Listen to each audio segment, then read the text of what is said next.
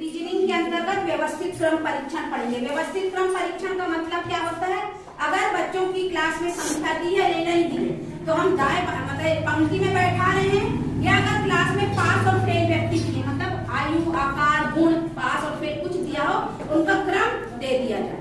तो अनिश्चित ढंग से दिया जाए तो उनको जब हम व्यवस्थित ढंग से जमाते हैं तो वही व्यवस्थित क्रम परीक्षण कहलाता है। जैसे बहुत टाइप के प्रश्न आते हैं, जैसे एक कतार में बैठे हैं, है ना, अगर ए और बी दो कतार में 40-50 लोग बैठे हैं तो क्रम पूछा बाएं से इधर है, दाएं से इधर है ना, बाएं से दे दिया तो दाएं से कितना पूछा, अगर दाएं से इतने बैठा है 40वें में बैठा है, कुछ 60 बच्चे थे तो बाएं से कितना होगा, या गोला में बैठा है कोई दाया कोई बाएं, इस टाइप का प्रश्न आता है। अब इसमें जैसे टोटल दे दिया और बाएं से 40वां दिया है तो हम यहाँ से निकाल सकते हैं बाया या दाया से। कई बार बाया दाया क्रम दे देता, कुल बच्चों की संख्या पूछता। इस टाइप के बहुत सारे प्रश्न आते हैं ना। और इसमें एक प्रश्न आता है नाटा छोटा, बहुत सारे लड़के हैं तो नाम दे देता या ABCD दे देता, उससे लंबा वो उससे छोटा, वो बीच का है वो उससे तो लंबा है, बहुत सारे नाम रहते हैं। तो इसमें सबसे नाटा या सबसे छोटा कौन है या सबसे बड़ा कौन, इस टाइप के प्रश्न पूछता है। तो आज हम पहले वही वाला लेंगे। ये सब बहुत सरल वाले इनकी सूत्र होते हैं, मैं बता दूंगी। सबसे पहले आज हम बहुत सारे बच्चों का या नदियों की लंबाई या लड़कियों की लंबाई या लड़कों की लंबाई दिया है और उसको किस तरीके से किस ट्रिक से करना, सबसे पहले आज उसको करेंगे। तो हम प्रश्न तुम्हारी किताब से पहले लेते हैं। किताब में जो दिया है लकी गुड़िया से छोटी, प्रश्न में इस तरफ लिख रही हूँ और फिर हम उसको ट्रिक बताएंगे कि कैसे करना उसका, है ना। ध्यान देना, प्रश्न में लकी गुड़िया से क्या है, छोटी है। एक एक प्रश्न का एक एक स्टेटमेंट बनेगा, परंतु उतनी नहीं, छोटी का है परंतु उतनी नहीं है जो गुड़िया से छोटी है। तो सबसे पहले यहाँ पे गुड़िया आएगा, है ना, फिर आएगा लकी, परंतु उतनी नहीं जितनी पूजा छोटी है, तो पूजा आगे, है ना। पहला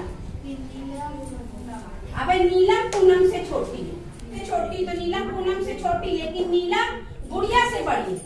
नीलम बड़ी है ना गुड़िया से, नीलम पूनम से छोटी है, नीलम है जो पूनम से छोटी है, लेकिन नीलम है जो गुड़िया से बड़ी है। तो गुड़िया से बड़ी हो गई ना, इसमें यही वाला चिन्ह उपयोग करते हैं, छोटा और बड़ा। जिधर खुला मुंह बड़ा और जिधर बंद मुंह छोटा, गणित में पढ़ते हो ना। तो छोटा कौन है, गुड़िया, नीलम बड़ी, उससे बड़ी पूनम। अब इन दोनों स्टेटमेंट में देखेंगे तो बड़ा कौन आया, गुड़िया और पूनम। लेकिन हमने देखा गुड़िया जो है गुड़िया से दो बड़े और हो गए, तो हम दोनों को मिला देंगे तो गुड़िया के आगे क्या आ जाएगा, नीलम, और नीलम के आगे क्या आ जाएगा, पूनम। तो सबसे बड़ा कौन हो गया, सबसे बड़ा पूनम, है ना। तो इसमें पूनम दिया ही नहीं है, ऑप्शन ये सही हो गया।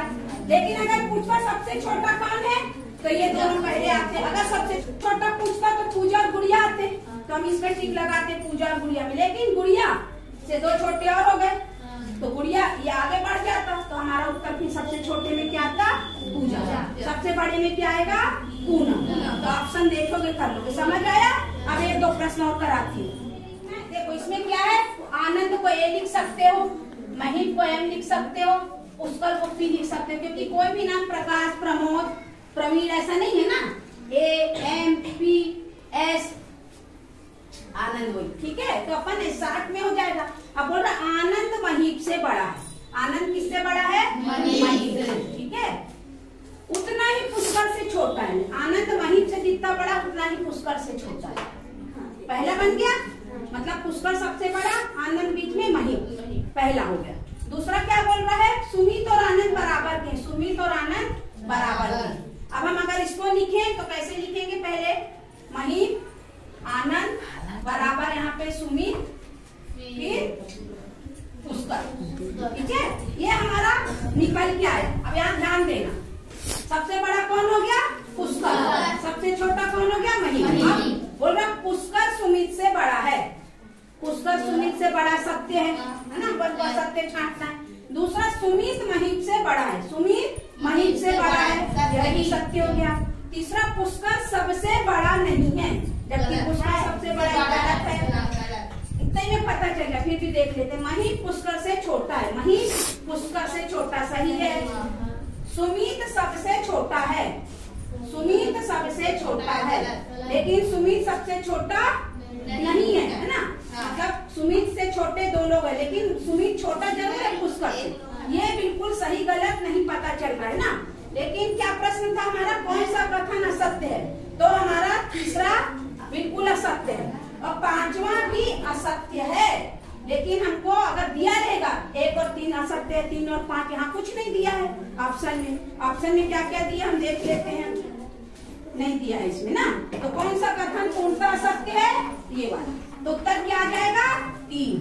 लेकिन अगर यहाँ पे लिख दिया जाए 1 गलत है, 3 गलत है, 2 5 गलत है, 3 5 गलत है, तब ये दोनों होगा गलत। ये ध्यान रखना। अभी ऐसा कुछ नहीं दिया है तो सीधे तुम 3 में लगा दो। समझ आया? अब 1-2 प्रश्न और करते हैं। गीता से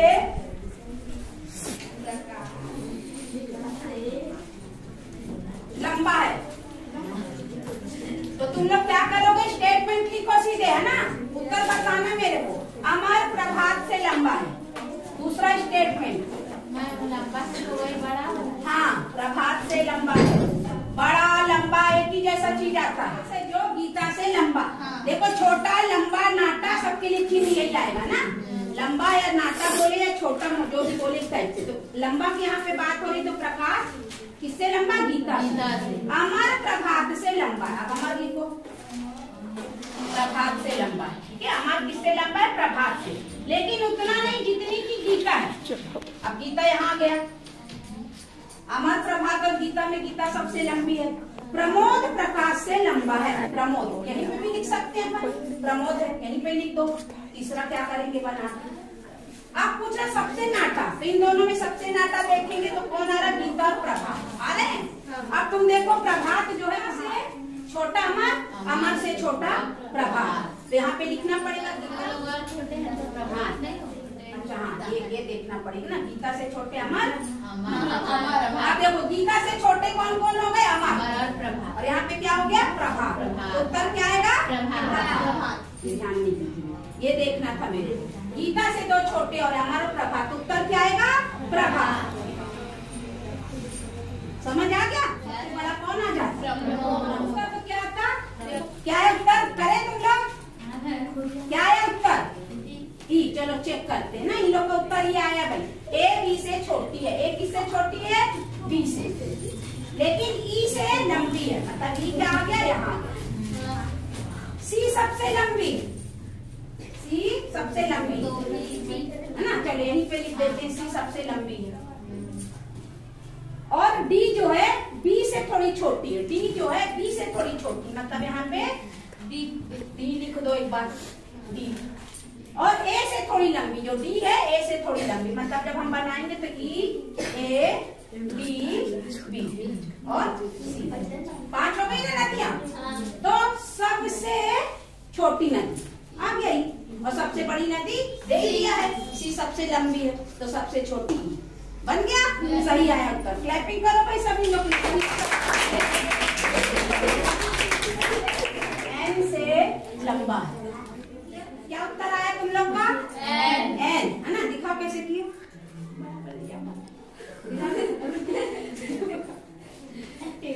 बहुत बढ़िया किए हैं इन लोग। किस तरीके से किए एक बार पूछती हूँ, है ना। चेक करते हैं। एल क्या है? एम से छोटा। एल क्या है? एम से छोटा है, लेकिन एन से लंबा। लेकिन एन से लंबा पहला बना लो। दूसरा ओ एल से छोटा। ओ एल से छोटा है लेकिन एन से लंबा है, है ना। ये दूसरा हो गया। तीसरा पी एम से छोटा। पी जो एम से छोटा है लेकिन एल से लंबा है, लेकिन एल से लंबा 3 बन गया। अब पूछना सबसे छोटा कौन है? देखें कैसे की। N L M N O L L P M. Very good बच्चे, समझ पा रहे हैं।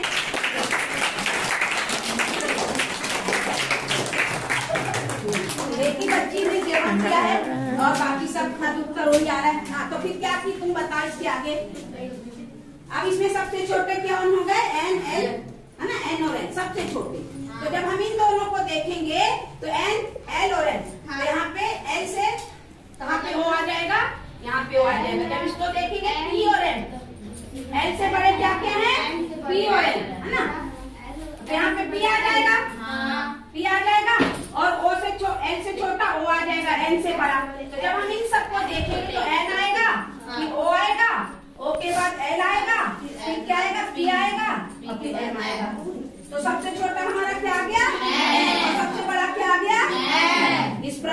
सबसे बड़ा भी पूछ सकता है ना, तो हम तीनों समीकरण को तुलना किए, तो इस तरीके से n और सबसे बड़ा है। समझ आ गया? अब तुम लोग से प्रश्न बनने लगेगा। अब हम एक प्रश्न में छोटा सा तुम लोग को और बता देती हूँ, दूसरी